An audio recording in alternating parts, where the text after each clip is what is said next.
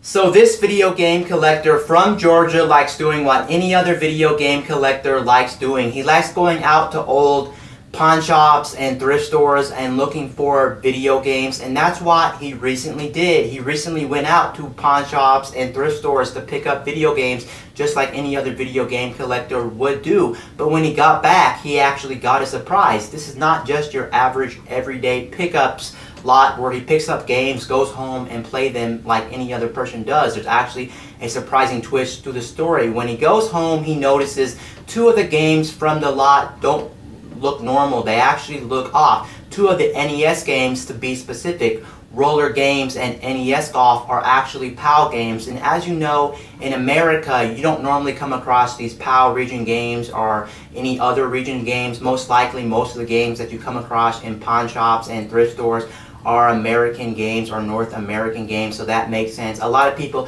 who are importing these games most likely know what they're importing and they want to keep them for themselves and want to keep them in their collection, and that's pretty much common. It's usually the hardcore collectors who import the games, not just your average everyday run-of-the-mill person wanting to import these games. But alongside that, when he goes to pick up these games as well, he notices that these games are actually much more heavier than an NES game should ever be. They're not the normal weight that an NES game should be. So then he goes on to weigh these games, and indeed he realizes these games are indeed much more heavier than a normal NES game. So then he tinkers with it. He opens up the NES games and take a look at what he finds in the NES games. As you can see from this picture right here, you see two bags laying inside the NES games, and these are not just two bags laying inside these NES games. They're actually illegal drugs or illegal substances in these two NES games. Now, he does go on to call the cops about this situation. The cops are investigating this.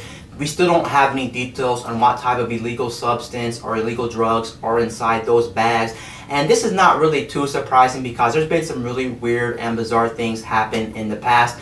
I remember with an Xbox years ago, somebody put a condom in an Xbox. Who would have thought somebody wanted to put a condom in an Xbox? But somebody put a condom in an Xbox. And I remember with a Madden game and with an old iPod, somebody returned an old iPod to Walmart because they didn't want it after they tried it out. And once they returned it, somebody else bought it and found pornographic material on an iPod. Same thing with the Madden game. Somebody actually put in a brand new copy of Madden and they actually found pornographic material on it. And these are some kind of situations I do not condone. I don't think these situations are very good. I think they're really weird and bizarre, and there's something that should never happen. But of course, there's always these weird people who likes doing stuff for attention, or maybe they're just really weird and do it for other reasons. It's really hard to tell what's going on in these people's minds when they're doing these kinds of activities. And luckily, this guy was a much more older person. He wasn't a kid, so he knew how to handle the situation. But if you were to give these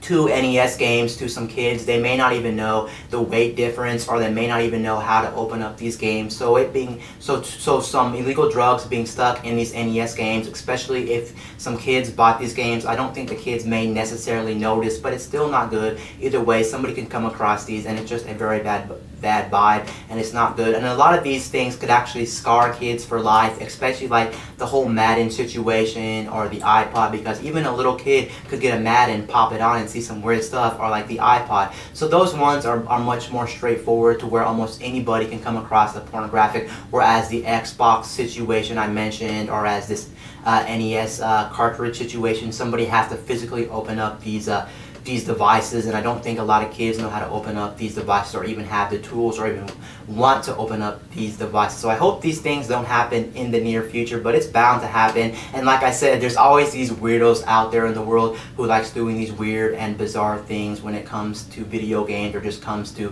things in general. Also, if you want to see the actual footage, there is actually footage out there on the internet where you can actually check this whole thing out. I think the video is 22 minutes long. I think it goes over the pickup, so it's not just straight to the point about these two NES cartridges with the illegal substances in them. You will have to skip around the video, but if you want to see what I picked up from that pickups video, I will leave a link down in the description below to check out that video. Anyway guys, this is Wayne from My Tech News, signing out.